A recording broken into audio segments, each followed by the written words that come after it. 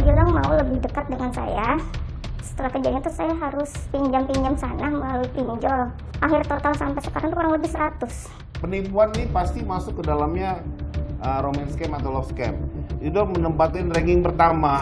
Januari 2022 itu ada 12 kasus terkait dengan love scam ya, dan nilainya 6,2 miliar. Realnya mungkin sangat jauh lebih besar.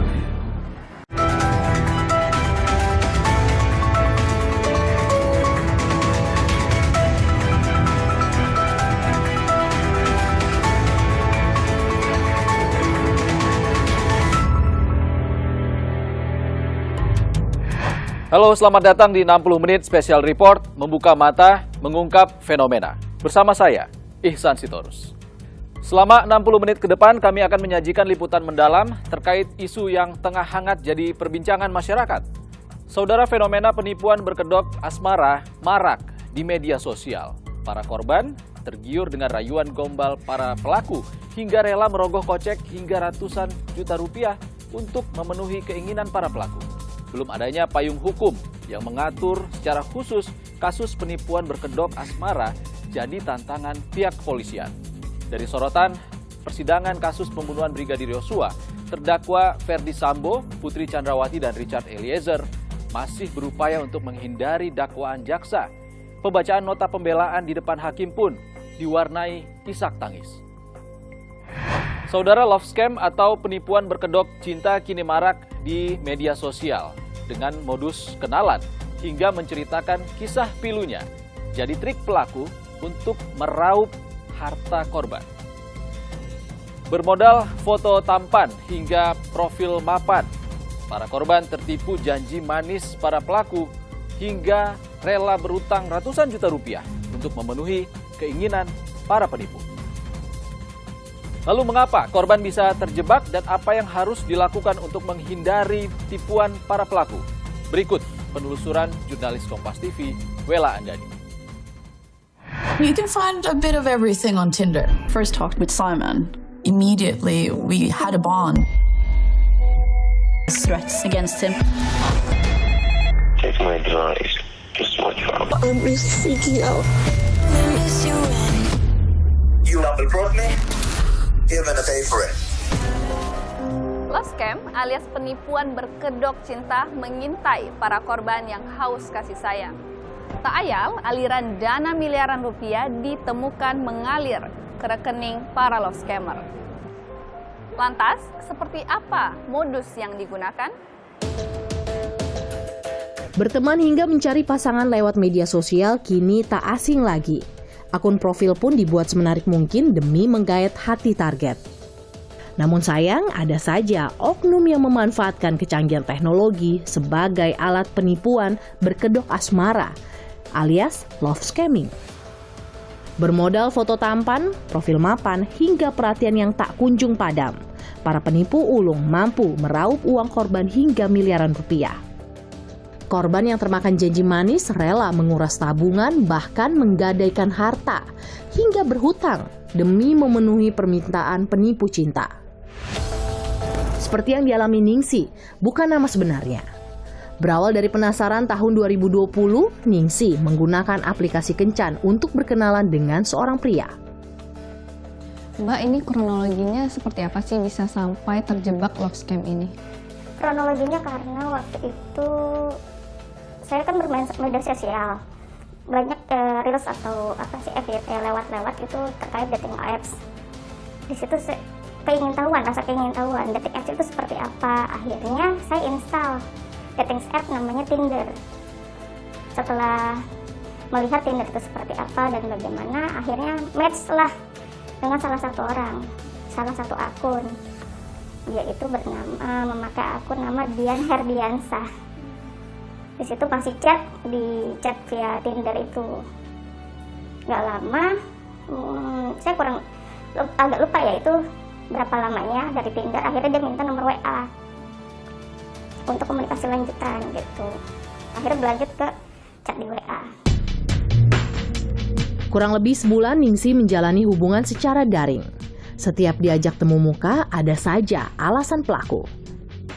Namun Ningsi tidak curiga karena pelaku piawai menarik hati Ningsi. Mulai dari mengingatkan beribadah, makan, aktivitas, dan keadaan keluarga, hingga menyatakan niat menikahi Ningsi. Untuk menguji kepercayaan Ningsi, pelaku mulanya hanya meminta uang pulsa Rp50.000.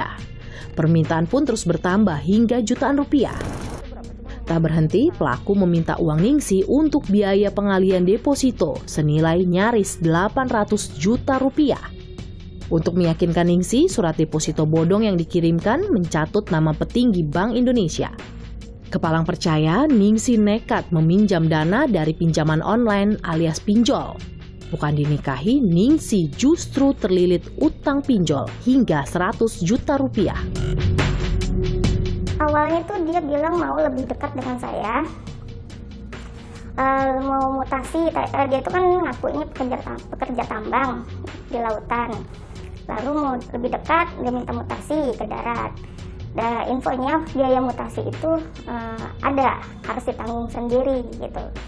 Dari situ dia udah mulai minta ada biaya pinjam. Alasannya pinjam karena semua identik kartu, baik itu KTP ataupun ATM, itu ada di mes yang ada di darat.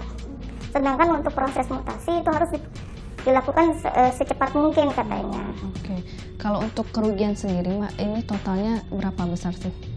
Ini kebetulan saya kan langsung dari setelah kejadian itu saya harus pinjam sana melalui pinjol. Akhir total sampai sekarang itu kurang lebih 100 juta dari total kurang lebih 20 aplikasi.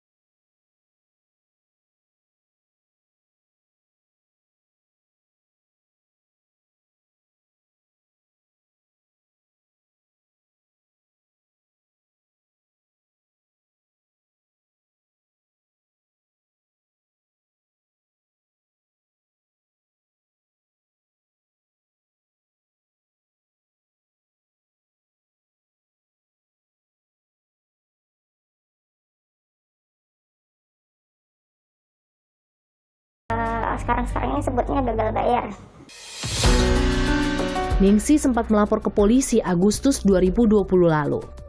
Sayangnya bukan mendapat perlindungan hukum, Ningsi malah ditertawakan oleh oknum polisi.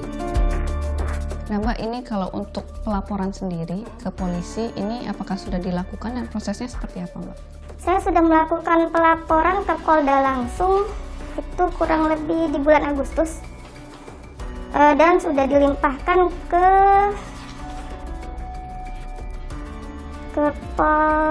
Polres wilayah Jakarta. Dari Polda dilimpahkan di bulan Agustus juga, namun sampai sekarang belum ada perkembangan.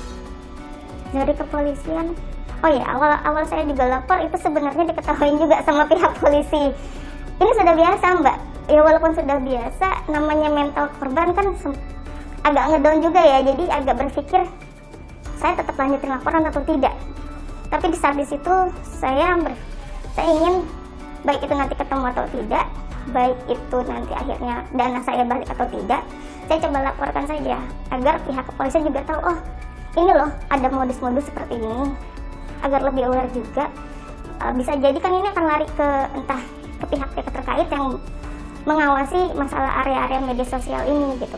Berharapnya pihak-pihak terkait, baik itu nanti kepolisian, ada korban yang melapor, jangan ditertawakan, terima saja dengan tangan terbuka, dengarkan apa penjelasan mereka, dengarkan apa curhat mereka, beri arahan yang baik.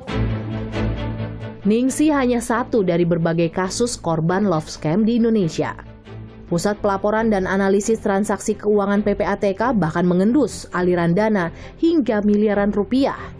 PPATK meyakini angka sebenarnya jauh di atas catatan formal. PPATK per Januari 2022 itu ada 12 kasus terkait dengan love scam ya, dan nilainya 6,2 miliar. Nah, angka itu tahun 2022 aja seperti itu. Dan itu realnya mungkin sangat jauh lebih besar ya. Karena sebagian itu pengaduan dari masyarakat. Dan yang tidak mengadu itu perhitungan saya jauh lebih besar ya. Ini sesuatu yang sangat mengkhawatirkan ya. Karena korbannya itu ada yang masih usia belia ya, dan kebanyakan memang perempuan single usia parubaya. Apakah ini ada indikasi para pelaku ini adalah sindikat atau ini kerja individual, Pak? Ya, kalau kita lihat ya, bagaimana kasus yang telah diungkap Mei ya, tahun lalu oleh Polda Metro Jaya itu banyak yang ketangkap. Meski pemain utamanya yang ada di luar belum saat itu. Tapi jaringannya kan ada di Indonesia. Jadi ada yang individual, ada juga yang punya jaringan. Dan memang agak sulit ya untuk uang hasil kejahatan itu untuk dibekukan ataupun diambil. Karena begitu ditransfer langsung diambil, ya kan, digunakan, dikonsumsi dan lain-lain. Agak sulit dikembalikan kepada korban. Kita untuk transfer uang sebesar 10 juta, katanya sudah sampai, terus lewat agen, terus Aku dikasih nomor rekening sih, tapi bukan nomor rekeningnya. Tak hanya PPATK yang mencium maraknya praktek love scam di Indonesia. Direktorat Jenderal Bea Cukai mencatat dari total laporan penipuan tahun 2022, 23% atau 1.783 kasus merupakan kasus love scam. Sementara total kerugian material kasus love scam mencapai 2,5 miliar rupiah. Direktur Komunikasi dan Bimbingan Pengguna Jasa DJBC, Nirwala Dwi Herianto mengungkap modus penipuan love scam yang menyeret nama Bea Cukai. Biasanya ya, jadi mereka setelah pelajari kemudian adakan pendekatan, ya kan, mereka biasanya akan mencoba pura-pura mengirim barang, ya kan, mereka akan mencoba mengirim barang sebagai hadiah. Biasa kan kalau orang pendekatan kan gampang memberi hadiah, gitu kan, kirim hadiah dari luar negeri misalnya. Ya, ini yang biasanya kalau sudah bicara lalu lintas barang antar negara, cross border, itu bea cukai di sini dilibatkan. Ya, dicatut namanya. Jadi mereka alasannya kirim barang. Yang kedua, modus yang agak sulit dikenali adalah mereka pura-pura udah datang ke Indonesia. Aku nih bawa hadiah, bawa duit banyak untuk melamar Anda. Tetapi saya ditahan bea cukai ini, gitu kan? Saat ditahan bea cukai, mereka akan mempermainkan psikologis kita, ya, mempermainkan psikologis kita. Aku sudah tiba di bandara, tapi barang-barangku ditahan, duitku ditahan. Jadi saya kekurangan untuk bayar perizinan atau bayar barang-barang yang saya bawa. Nirwala menegaskan petugas bea cukai tidak pernah menelpon penerima barang secara langsung, apalagi meminta pembayaran. Bea cukai tidak pernah menelpon langsung ke kliennya. Ya, itu penting. Terus pembayaran itu mesti akan dikirim kode billing. Yang ngirim kode billing siapa? Ya, pengusaha jasa titipan kalau itu barang kiriman, atau kantor pos. Dan itu waktunya 7 hari untuk bayar. Dan bea cukai mesti akan dari kode billing itu akan jelas, itu akan masuk rekening pemerintah. Jadi bea cukai tidak pernah gunakan nomor rekening pribadi atau e-wallet. Kalau sudah terlanjur tertipu atau merasa akan jadi korban, ya, itu tolong laporkan ke polisi ya. Laporkan ke polisi, jangan lupa membuat surat laporan dari kepolisian. Kemudian juga cepat-cepat ke bank, menghubungi bank untuk rekeningnya diblokir. Ya, karena mereka saya kira nggak bekerja sendiri. Berdasarkan laporan dan pengalaman yang kami telusuri, itu mereka sudah punya tim. Begitu Anda setor duit, langsung tim yang lain, anggota tim yang lain langsung nyedot duitnya. Jadi akan sulit terlacak. Belum ada payung hukum yang khusus mengatur penipuan berlatar belakang asmara. Jadi tantangan pihak kepolisian untuk kasus ini. Apalagi bila para pelaku berada di luar negeri. 60 menit special report, segera kembali. Awalnya itu kita lihat berdasarkan dari aplikasi buka, lihat foto-foto, terus kita bisa tahu nih, ini calon korban love scamming. 2 orang yang kami kenal itu bunuh diri, Mbak.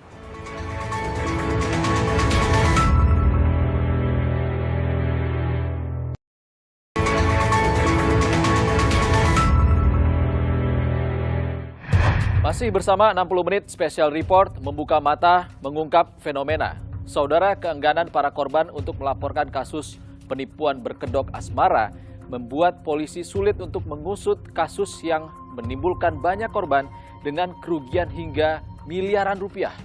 Apalagi tak jarang pelaku berada di luar wilayah hukum Kepolisian Republik Indonesia dan hanya bisa dijerat dengan KUHP pasal penipuan dan Undang-Undang ITE.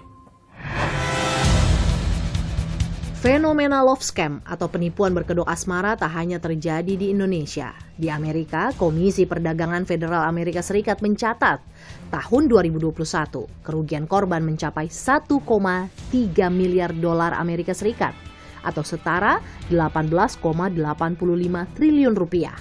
Angka ini tertinggi dari seluruh jenis penipuan. Sayangnya data kasus love scam di Indonesia masih minim karena tak banyak korban yang mau melapor. Keengganan korban untuk melapor dan belum adanya aturan hukum soal love scam membuat para pelaku leluasa menipu korban dengan modus asmara.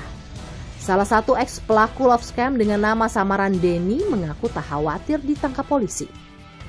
Mas, ini bagaimana sih awal mula bisa menjadi love scammer? Terus awal mulanya itu gara-gara udah pemutusan hubungan kerja sih Mbak, terus sambil cari-cari lowongan kerja, terus dikasih tahu sama teman juga gitu, coba lu buka ini, dia bilang kayak gitu. Nah, saya coba-coba, ternyata apa yang dikasih tahu teman ternyata benar. Untuk operasinya sih melalui dating app. Awalnya itu buka aplikasi, terus chattingan, modusnya itu sebenarnya cari pacar Mbak gitu. Oke, ini sudah berapa besar Mas uang yang diraup dari love scamming ini? Nominalnya itu bukan berbentuk uang aja, tapi berbentuk barang juga gitu. Ya kalau dinominalkan kurang lebih sekitar 100 jutaan. Awalnya itu kita lihat berdasarkan dari aplikasi buka, lihat foto-foto. Terus kita bisa tahu nih, ini calon korban love scamming atau enggak, itu pertama dari foto. Foto itu kita bisa lihat ini orang punya uang atau enggak dari fotonya mereka perawatan atau enggak gitu. Terus foto-foto yang diposting mereka gitu, kayak barang-barang branded, atau enggak mereka pernah liburan ke luar kota atau ke luar negeri, tempat-tempat mewah gitu. Mas, ini yang paling ekstrim korban mau melakukan apa sih? Sejauh yang pernah saya lakukan itu, korban mengajak check-in dan berhubungan badan.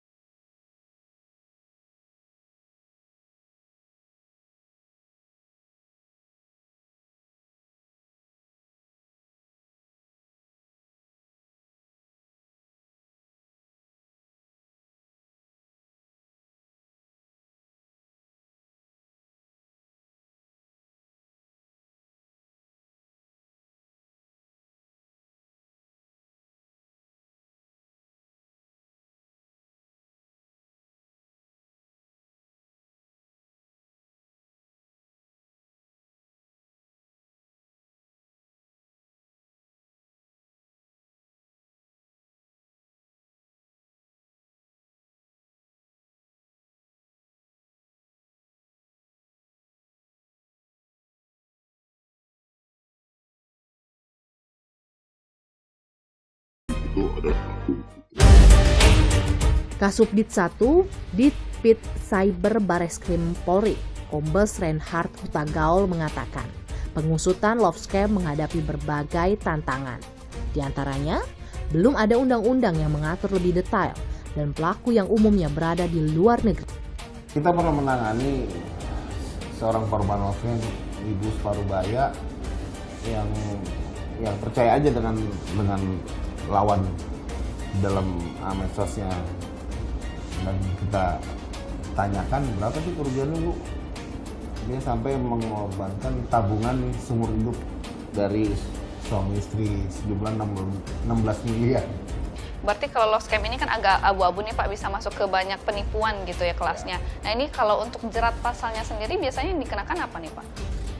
Memang di kita, di sistem undang-undang Indonesia belum ada terminologi romance scam atau love scam. Jadi kita lebih banyak menyampaikan mereka ke pidana pokoknya. Di KUHP kita kenal dengan pasal penipuan 378 KUHP. Kalau di dalam ITE-nya kita ada dua. Misalnya kedua mengarah pemerasan ke 29 ayat 4 Undang-Undang ITE tentang pemerasan, atau 28 ayat 1 tentang berita bohong yang menimbulkan barang-barang yang menimbulkan keuntungan. Kalau pasal kesusilaan di Undang-Undang ITE bisa ancaman hukuman 6 tahun. Kalau pencemaran nama baik bisa 4 tahun.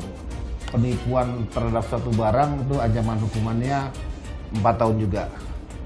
Ya sayangnya belum ada.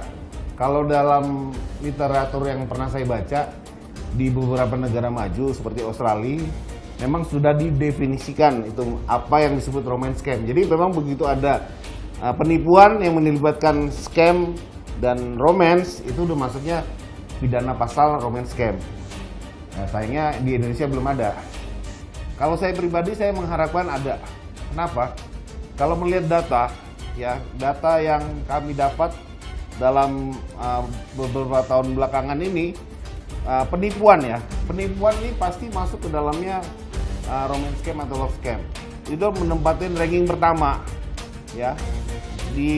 Dari tahun 2017 itu udah 1.430 yang dalam ranah pidana dalam Undang-Undang ITE. Kemudian sampai tahun 2020 udah masih tetap ranking 1, 1.319 tahun 2020. Tahun 2022 sampai terakhir 1.528. Reinhard mendorong korban untuk melaporkan kasus love scam ke Polda terdekat dengan menyertakan bukti yang dikantongi. Menurut psikolog klinis Pandu Dharma Putra yang turut menangani korban love scam, pelaku umumnya membidik kelompok tertentu yang bisa dijadikan sasaran empuk.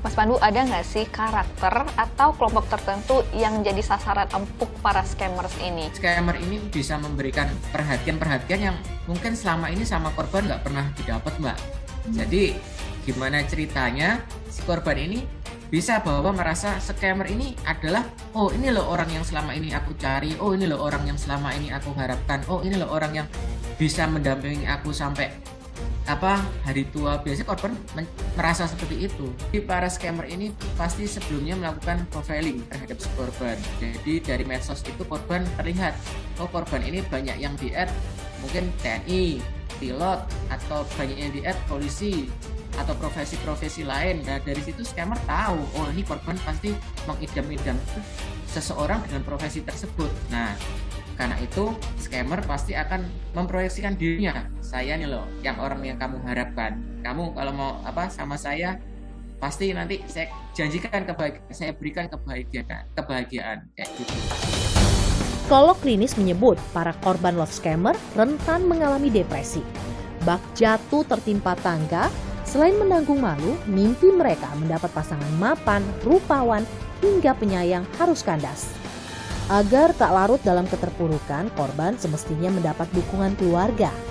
Namun acap kali keluarga dan orang terdekatlah yang menambah beban emosional korban. Justru dari keluarga terdekat justru malah membuli, justru mengolok-olok. Kenapa kok kamu bisa sampai ketipu? Kenapa kamu sampai bisa jatuh terperangkap scammer itu justru dari keluarga terdekat. Saya bertemu dengan pengurus komunitas relawan Siaga Cerdas, Waspada Scammer Cinta untuk mendalami fenomena love scam.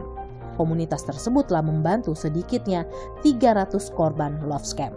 Ketua komunitas relawan Siaga Cerdas, Waspada Scammer Cinta, Dia S. Vandari, mengungkap ciri-ciri akun penipuan berkedok asmara. Mbak Diah, aku sendiri nih mendapat direct message DM via Instagram dari kemungkinan love scammer ini juga. Nah, aku pengen dong Mbak dikasih tahu ini adalah bentuk dari love scamming bukan sih? Oke. Maaf ya Mbak ya. Ciri-ciri yang pertama ya Mbak ya, kalau misalnya Mbak pengen tahu gitu ya, Mbak lihat dia itu following.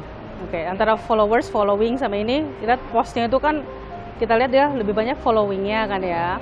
Nah, kebanyakan perempuan? Iya. Perempuan semua ya? Oke. Dia yang ketiganya adalah dengan menggunakan aplikasi Yandex. Lewat situs web pencarian Yandex, pengguna bisa mengunggah foto orang yang dicurigai dan menemukan sumber lain dengan foto yang persis.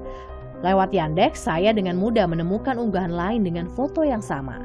Akun love scammer yang mengontak saya ternyata mencuri identitas model asal Korea, Dong Wonbin. Akun tersebut mencuri foto Wonbin dan mengaku sebagai dirinya untuk mengelabui korban. Melalui akun Instagram asli, Wonbin telah memberi peringatan terkait akun love scam yang menggunakan identitas dirinya. Get contact, kalau misalnya udah ketahuan nomor teleponnya, dan yang terakhir itu Mbak, dari DM-annya itu. DM-annya itu dia seperti apa Mbak? Kalau dia udah bilang sebagai I work as a petroleum engineer, nah itu udah red flag, sudah skenarionya, modus operandinya seperti itu. Kenapa? Karena kalau bisa di petroleum engineer itu, kalau misalnya pada suatu saat Mbak minta video call, dia nanti akan bilang, oh nggak bisa, saya ada di lautan lepas, saya nggak bisa, di sini sinyalnya jelek, kayak begitu. Selain itu, Anda patut curiga jika akun tersebut mengunggah beberapa foto di hari yang sama, dengan like berbanding jauh dari ribuan pengikutnya. Berarti ini sudah mengindikasikan bahwa akun ini bisa jadi sebuah akun love scam gitu Mbak? Kalau misalnya dari yang tadi ada beberapa indikasi, udah 3, udahlah. Gitu. Kalau misalnya udah 2, saya aja juga udah bilang, udahlah. Dia menuturkan, pelaku love scam umumnya menggunakan berbagai modus baik lewat agama, investasi, hingga meminta foto pribadi korban. Dari pertama itu, yang paling banyak itu waktu itu pernah ada karena dari agama, Mbak. Pendekatannya agama. Mereka tuh pengen misalnya ta'aruf, mereka pengen mengenal perempuan yang baik-baik dan ingin menikah cepat gitu ya dari agama.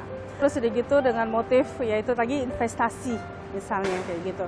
Yuk kita investasi bareng. Siapa tahu kalau misalnya kita punya profit bareng, udah gitu nanti kita bisa jadi rumah tangga kita jadi terus udah gitu jadi lebih fondasinya tuh lebih kuat kayak gitu. Ada lagi juga terus udah gitu yang datang itu dari pertemanan, Mbak. Karena dia tahu kebanyakan dari perempuan-perempuan yang mereka jaring itu adalah yang membutuhkan misalnya perhatian, yaitu ya pertemanan.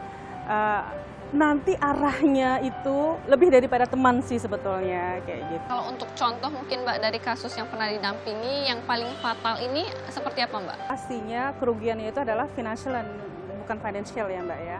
Nah kalau yang financial itu ada yang sampai jual rumahnya, sampai dia terus begitu nggak punya rumah, jadi malah berhutang dan malah terlunta-lunta atau berhutang kepada pinjol kayak gitu. Bahkan ada juga terus begitu kalau secara finansial dia memakai uang misalnya dari anaknya untuk pendidikan anaknya, jadi hilang anaknya untuk dia kuliah untuk segala macam, ataupun juga uang dari orang tuanya yang mau naik haji. Nah jadi dia bingung gimana caranya. Nah itu bisa dibilang sebagai fatal juga ya, atau juga yang pinjol itu. Kemudian kalau misalnya bukan secara finansial, itu berarti kan secara emosi ya jiwanya gitu ya. Nah dia itu akhirnya akan merasa traumatized, dia itu akan takut sekarang, malah terus sedikit tuh berhubungan dengan orang, ngomong sama orang aja, dia udah nge-shutdown gitu loh Mbak. Terus hancur, hancur. Karena kan dia kan merasa malu ya. Dia udah bilang kemana-mana, ini ada calon suamiku, ini aku sudah memiliki rencana misalnya bangun rumah atau enggak, terus udah gitu dia nanti akan melamar dan sebagainya. Ternyata dia ditipu gitu loh ya. Terus udah gitu dia 2 orang yang kami kenal itu bunuh diri, Mbak. Jadi kita telat. Kita udah datang ke sana di TKP, dia bilang katanya dia mau istirahat di kamarnya. Kita datang ke kamarnya, nggak tahu terus sudah gitu dia sudah gantung diri. Sementara penanggung jawab Divisi Hukum Komunitas Relawan Siaga Cerdas Waspada Scammer Cinta, Nurlaila Indriani, menyatakan dari total 300 korban yang didampingi, hanya sekitar 20 korban yang mau melaporkan ke polisi. Ini masih dalam proses penyelidikan di pihak kepolisian. Besar harapan kami ke depannya korban itu mau melaporkan kepada pihak yang berwajib dan mau memblokir nomor rekening pelaku agar nomor rekening ini juga tidak digunakan untuk menampung hasil kejahatan. Sehingga ini menjadi PR bagi pemerintah untuk lebih memberikan perlindungan bagi korban love scam.